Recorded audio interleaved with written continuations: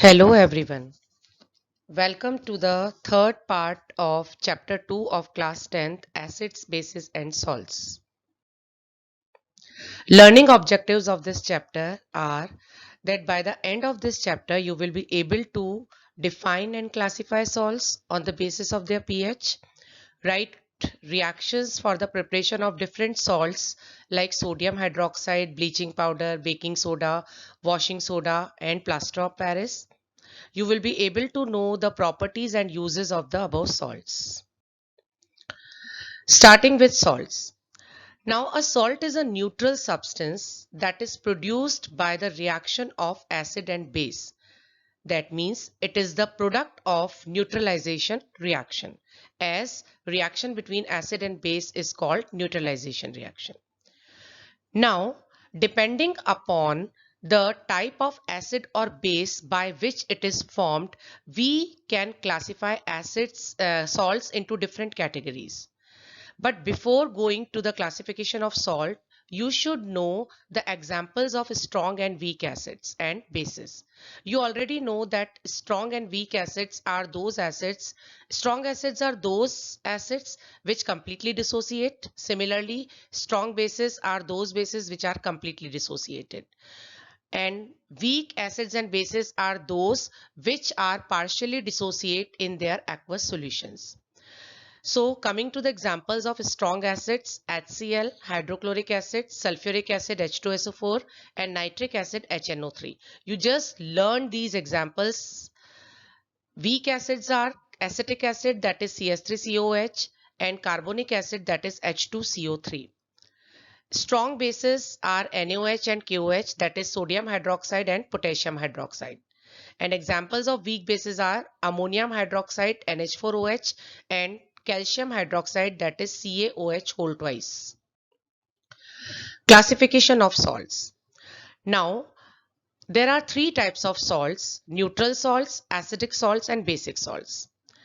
If the salt is formed by strong acid and strong base, or by the reaction of weak acid and weak base, then the salt so formed is neutral in nature, that is its pH is equal to 7. It is so because the strong acid neutralizes the strong base completely. Similarly, weak acid neutralizes the weak base completely. So the resultant salt is neutral.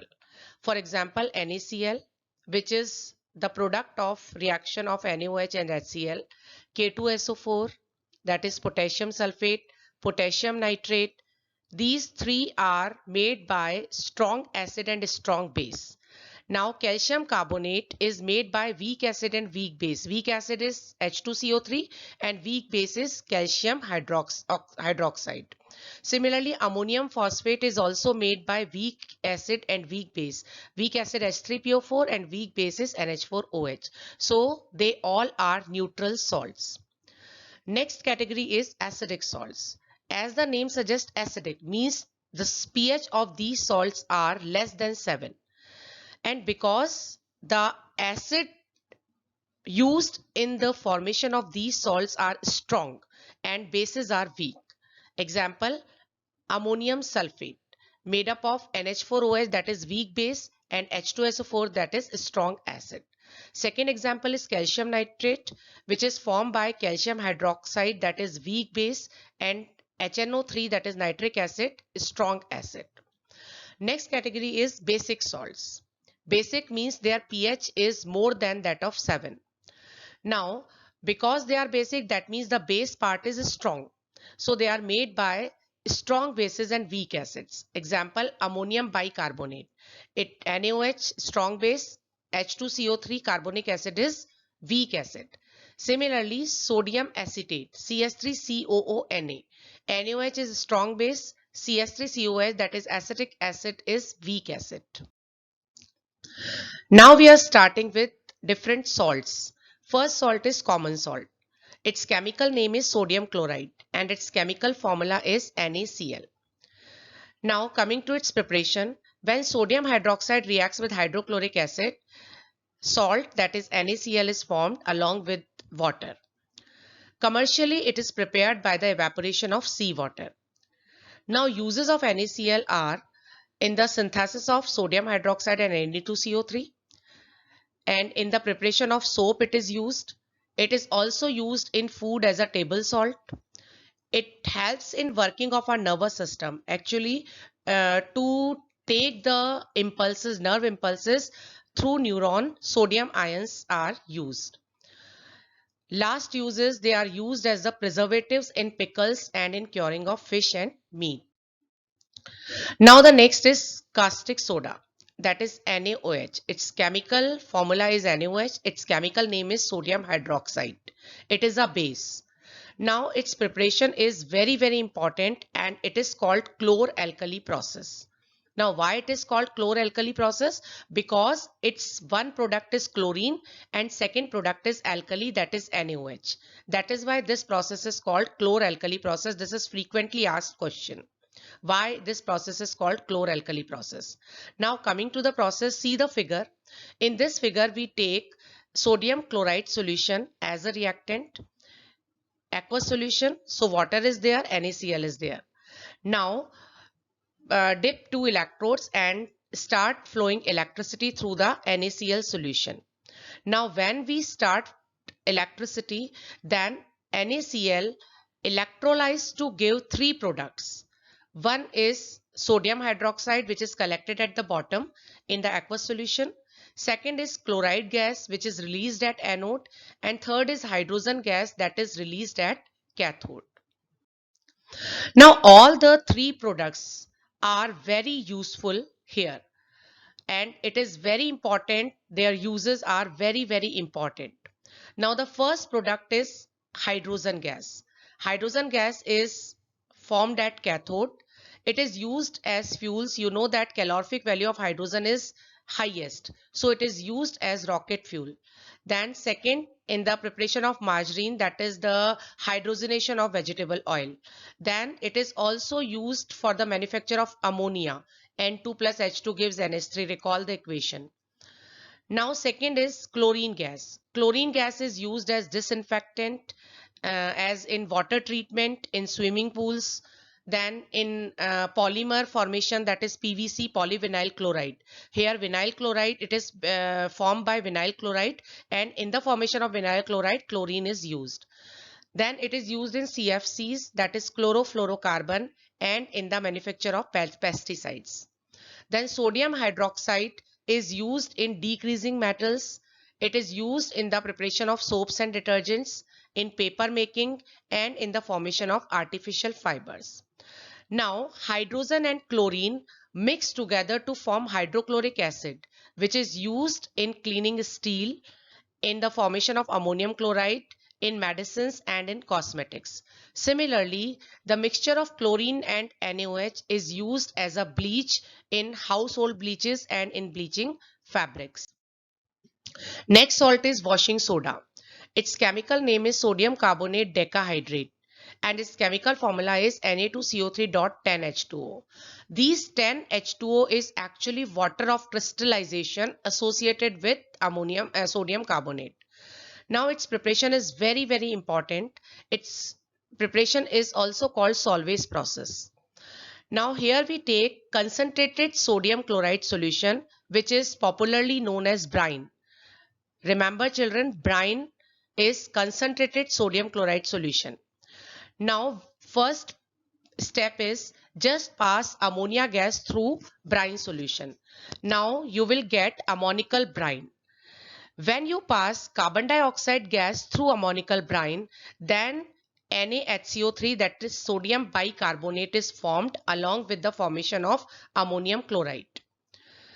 This sodium bicarbonate is sparingly soluble. Sparingly soluble means slightly soluble. So we filter it and dried it. Now this dry sodium bicarbonate is then heated, so it decomposes to form anhydrous sodium carbonate, that is Na2CO3, also called soda ash. So this is the equation. NaHCO3 when heated, it is converted into Na2CO3, that is anhydrous sodium carbonate or soda ash, along with the liberation of CO2 and water. Now we dissolve this anhydrous Na2CO3 in water crystallization reaction takes place and Na2CO3.10H2O is formed. This is washing soda. Now, washing soda is basic in nature because it is formed by strong base NaOH and weak acid H2CO3. Now, uses of washing soda. It is used in glass, soap and paper industry. Second use is in the manufacture of sodium compounds like borax. Third is it is used as a cleaning agent for domestic purposes, and it is used for to remove the permanent hardness of water. Now the next topic is water of crystallization. It is very important topic. Now just take examples of CuSO4.5H2O, Na2CO3.10H2O, gypsum, that is CaSO4.2H2O. Now these H2O molecule associated with these salts are actually water of crystallization.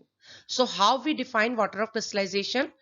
It is the fixed number of water molecules present in one formula unit of salt. Like in CuSO4.5H2O, there are 5 molecules of water of crystallization. In sodium carbonate decahydrate, there is 10 molecule of water of crystallization.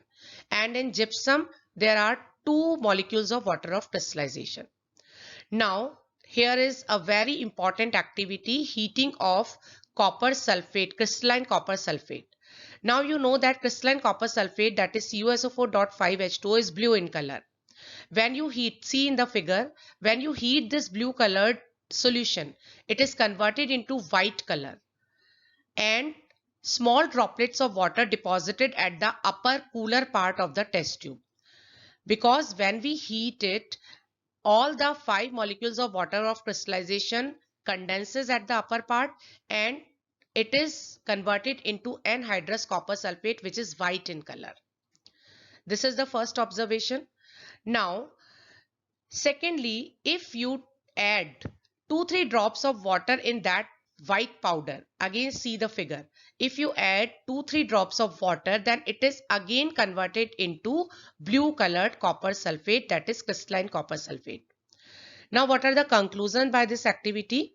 First is that blue colored crystalline copper sulfate CuSO4.5H2O loses water of crystallization and converted into colorless anhydrous copper sulfate.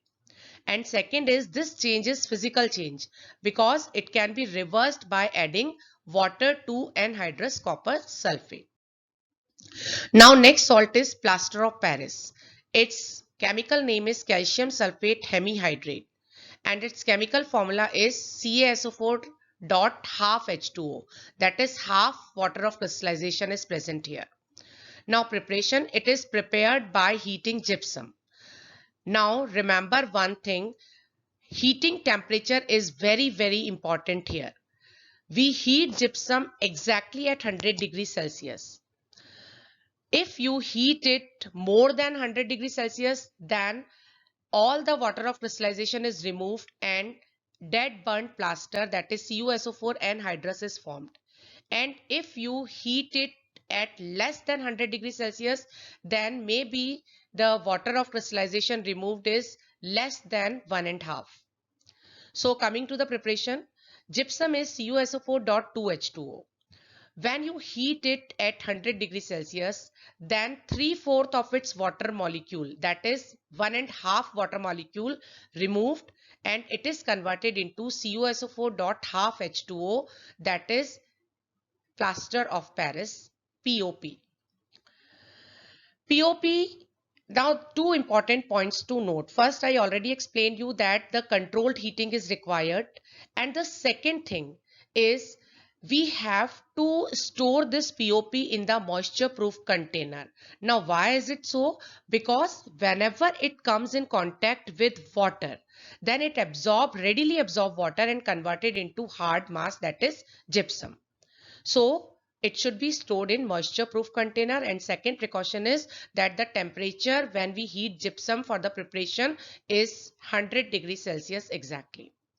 Now coming to the uses of plaster of Paris, its main uses in the hospital for setting of fractured bones, then for making toys, decorative items, statues, chalks, etc. It is also used for making fireproof material. It is used in sealing the air gaps in laboratory apparatus. Then it is also used in making walls and ceiling smooth and making ornamental design on them.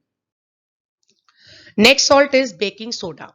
Its chemical name is sodium hydrogen carbonate or sodium bicarbonate. Its chemical formula is NaHCO3. Now its preparation is very simple. Again, we take the brine solution, that is concentrated NaCl solution, pass ammonia gas through it to form ammonical brine solution. Again, pass CO2 gas. Recall that Solvay process. The first step of Solvay process as it is again repeated here, and sodium bicarbonate is formed. Now sodium bicarbonate is sparingly soluble, so we filter it and dried it. Now this NaHCO3, when this is NaHCO3, that is baking soda. It is also be prepared by the reaction of sodium carbonate with water and carbon dioxide. Equation is Na2CO3 plus H2O plus CO2 gives NaHCO3. Now this baking soda is used to bake dishes because when we heat it, then it releases CO2 which make the dish fluffy. We can use it easily in the dishes which are salty. But if we use baking soda for the sweet dishes like cake, pastries, then it will give a bitter taste to the cake and pastries because it is a base and it tastes bitter. So to remove this, we prepare baking powder from baking soda. Now what is baking powder? When a small amount of tartaric acid is added to baking soda, then this mixture is called baking powder. In baking powder, tartaric acid neutralizes the bitter taste of baking soda. So when we put baking soda in the dishes like cakes and pastries, it releases CO2 gas, and due to this released CO2 gas, the cake becomes soft, spongy and fluffy. Now reaction is NaHCO3, that is baking soda, plus H plus from tartaric acid, and when we heat it, CO2 plus H2O plus sodium salt of tartaric acid is formed. This CO2 gas is actually making the cake fluffy. Now uses of baking soda. So the first use is quite easy for that is in the preparation of baking powder. Second use is as antacid to remove acidity in the stomach. We already studied in detail about it. Now the third use is in the soda acid type fire extinguisher. See the figure. Here there is a one bottle, bigger bottle, in which we take sodium bicarbonate solution, and there is a small bottle in which we take sulfuric acid, that is H2SO4. There is a knob.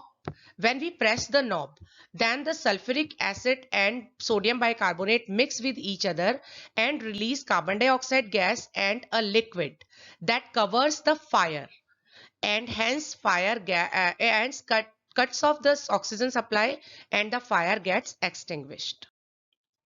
Next salt is bleaching powder. Its chemical name is calcium oxychloride and its chemical formula is CaOCl2. It is also called chloride of lime. It is prepared by reaction of calcium hydroxide with chlorine. CaOH whole twice plus Cl2 gives CaOCl2, that is bleaching powder, plus water. Now chlorine used in this reaction is one of the byproduct of chlor-alkali process. Recall the process. Now, what are the uses of bleaching powder? First is in the bleaching cotton, linen in textile industry. Then for bleaching wood pulp in paper industry. You see the white papers, it is due to the bleaching of paper. Then for bleaching washed clothes in laundry. It is also used as an oxidizing agent in many chemical industries.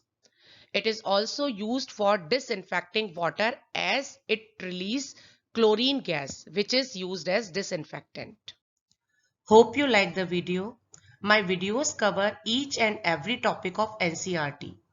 Please check the description box for the important questions related to this topic.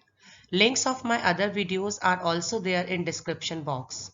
Please like the video and subscribe my channel and press bell icon so that you will get the notification of my next video. Thank you.